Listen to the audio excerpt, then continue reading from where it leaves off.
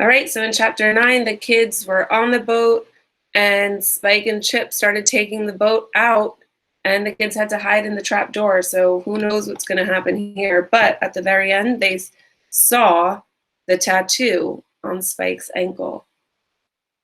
Chapter 10. Spike was the man he'd overheard at the airport. Suddenly, Chip was talking. "You know," he said, "I'm going to miss this old tub when it's gone." "Not me," Spike answered. "When we get the dough from the old folks, I'm buying the hottest car in Florida. I'm sick of living like a sardine." "So when do you want to do it?" Chip asked.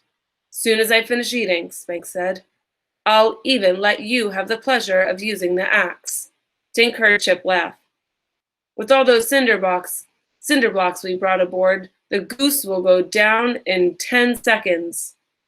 "Yeah, it should," Spike said. "Don't forget the box. We don't want that to sink, too." Uh-oh. That's why there's cinder blocks. They're going to sink the boat.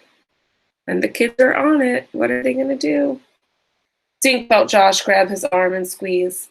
On his other side, Ruth Rose let out a small gasp. Spike and Chip were planning to sink the Golden Goose. "Don't worry," Chip was saying. "I already put the gold in the dinghy." A chair scraped and the tattoo ankle disappeared from Dink's sight. "After we drown the Goose, we'll take the dinghy back to town," Spike said. "We'll lie low till we get the money from the old folks." He laughed. "Then we disappear." Dink felt his stomach sink. He heard more thumps and footsteps. "Make sure you don't leave anything aboard with your name on it," Spike said. "Paper floats, you know." "Don't worry," Chip said. "Where's the axe?" The voices faded away. "Did you hear that?" Josh asked. "They're going to sink this thing." "Shh," Dink hissed. Suddenly, the kids heard loud, smashing noises, one after another. Dink gulped. It was an axe striking wood. Then he heard a thump and footsteps running up the cabin stairs. Suddenly, he heard a new sound, the gurgle of water floating into the boat. "Now," Dink said. He shoved the trapdoor open and scrambled out. Josh and Ruth Rose were right behind him. They stepped into salt water.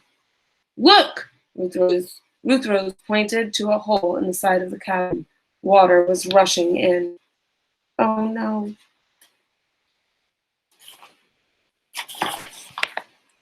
"What are we going to do?" Josh asked. Dink raced up the stairs and peeked. He saw Spike and Chip tearing across the water in the dinghy. "They took off," Dink said. "Come on." The kids ran up the stairs and sprinted toward the rear of the boat. Josh looked down into the water.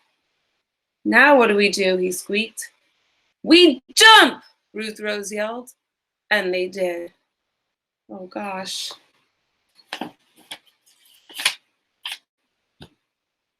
That's scary.